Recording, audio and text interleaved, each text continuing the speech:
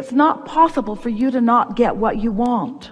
We just don't think you should have to croak in order to get your resistance to go away. That is extreme, but it works. But we don't think you should have to do that in order for your resistance to be away. You see? We really want to make that statement to anyone who wants anything that hasn't yet manifested. You got to stop being bent out of shape over the fact that the manifestation hasn't happened, because you're being uncomfortable about the fact that the manifestation hasn't happened is what's causing you to put all the stuff on the trail and preventing it from happening sooner. So imagine a world, or even a small cluster, or even 5 of you in a corner somewhere, in alignment with who you are, tuned in, tapped in, turned on. You've been laughing, you've been scratching, you've been having a good time, you've been feeling in love with life and with each other, and using each other as a point of rendezvous. Imagine being in alignment and then allowing the source within you to help you rendezvous here and here and here and here and here. Not one of you ever said to any other of you prior to coming into this experience, "You will be my only rendezvous."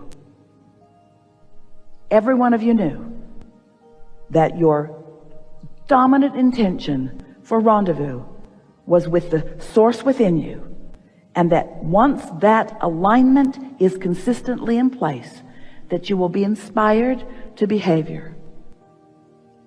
You have not been off your track. You have not done anything wrong. Nothing has gone wrong. You are living life. Tragedies aren't happening. Things are happening. It's all in the way that you are choosing to look at it, you see. If you all are watching CNN or some of those news broadcasts where it is their sole intent to go around the world looking for trouble, and then finding it, exaggerating it, tilting it, and putting dramatic music behind it, and then bringing it right into your living rooms, then you are inordinately aware of tragic and trauma around the world. And we know when it comes up close to you, sometimes it worries you, especially when you are with someone like us who is always saying you create your own reality. But if you create your own reality, then everybody else does too. And so you can't be the one that created their reality just because you know them. They created their own reality and you knew them. They created their own reality and you knew them. And you were not charged with the assignment of making it different for not one of them. You did come forth intending to tune into source so that through the power of your example, you could inspire others to want to find somehow that happy experience that you are finding. But you can't get sick enough to help sick get well, and you can't get poor enough to help poor become prosperous, and you cannot solve the problems of the world by focusing upon them. Just live your own life and let the source within you revel through you, and let the goosebumps indicate to you your alignment with source, and practice it enough that you're steady there, and then watch the inordinate number of good things that come your way, and leave everyone to create their own reality. And don't take credit or responsibility for anything that's happening to anyone else. And before you know it, you'll be clustering like you all are here with others who are somewhat like-minded, who are uplifters in nature, who are deliberately creating your own reality, who are finding your vibration on purpose, who are practicing yourself into the art of alignment and living happily ever after, but not stopping death, not preventing it in others, not interfering with anything else that anybody is doing, living your life the way you've intended to, and finding unconditional alignment with source.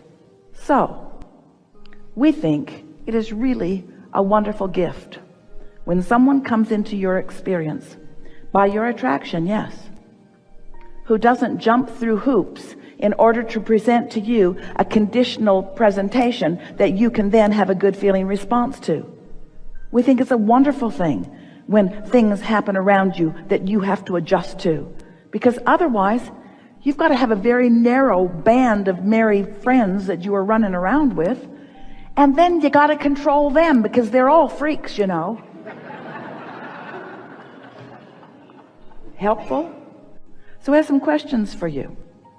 Do you believe that you have accepted feeling bad for the rest of your life as your, we don't want to use the word punishment, as your probability? Do you just believe that it is your lot in life, given everything that's happened, to just feel bad for the rest of your life? Do you believe that? Because a belief is just a thought that you keep thinking. Law of attraction is responding to the momentum that you've got going. But as you try a little bit and focus elsewhere a little bit, that momentum will subside. Our story, you've heard it if you've been listening to us at all. San Francisco car, top of the hill, take the brake off, take it out of gear. Esther wanted to just push it just a little bit to see what would happen. Jerry advised against it. He knew what would happen, and so did Esther, but she thought it would be fun. She was teasing him. Come on, let's just see. Let's just see. Well, you know what would happen. The momentum would take it right into the bay. So Esther thought, well, let's just let it go a little bit, and before it gets going, I'll just stand in front of it, and it'll bump up against me. Jerry didn't let her even get that far. But she knew she could stop it before it really got started. You always can, can't you? You can always stop momentum before it really gets started, but once it's really rolling, you don't want to stand down there at the bottom of the hill trying to stop a rolling car. So don't ask yourself to be able to do the impossible thing. Don't stand at the bottom of the hill trying to stop a rolling car. Catch it in the earlier stages, just a little bit at a time. And before you know it, law of attraction will be working for you. It always is. It feels like it's working against you. Sometimes you say, it feels like my thoughts are thinking me rather than that I'm thinking my thoughts. But that's just the momentum of law of attraction. You've all experienced it. Have you ever had something under your skin bugging you, and you really don't want to talk about it because it's negative, but then you spill the beans to someone, and then you think you feel relief because you've vented, but now the momentum is just getting going, and then you think of more things. Now you feel bad about saying it, so now you think of more things to support what you said. And now if they're patient enough to listen to you for a little while, now they got stuff they want to say too. Now you've really got this momentum going, and then you just sort of have to roll down the hill into the water, or have a good night's sleep, or meditate. You have to do something that helps you to release the direction of, or the momentum of. So when you say it's hard, we don't disagree. If you were to say it's not possible, we would not agree. If you were to say it's hard because law of attraction has hold of my practice thoughts, we would agree. If you say, but it can get easier because I can practice other thoughts, we would agree with that too. And so that's why we say, when you first awaken in the morning, while you slept, your momentum stopped. You didn't completely make the potential of the active vibration go away, but you have stopped the momentum. And when you wake up in the morning, you could start it in a different way if you cared enough about how you feel. Look at it this way. Without even really knowing about this, you did know that you wanted to feel good, and you did know that you are an uplifter and you wanted to be of value. And so you just sort of leaned that way, and it came fairly easily to you. So since you weren't challenged, you really didn't know how to develop your sea legs.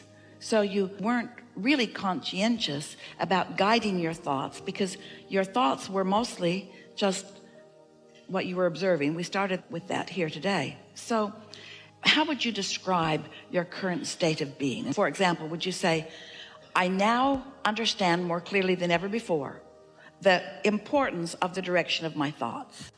And I now understand more clearly than ever before that I have a guidance system that makes that pretty easy. I have a guidance system that could make that pretty easy. I have access to a guidance system that when I click into it, I know what to do. So it's accessing the guidance system.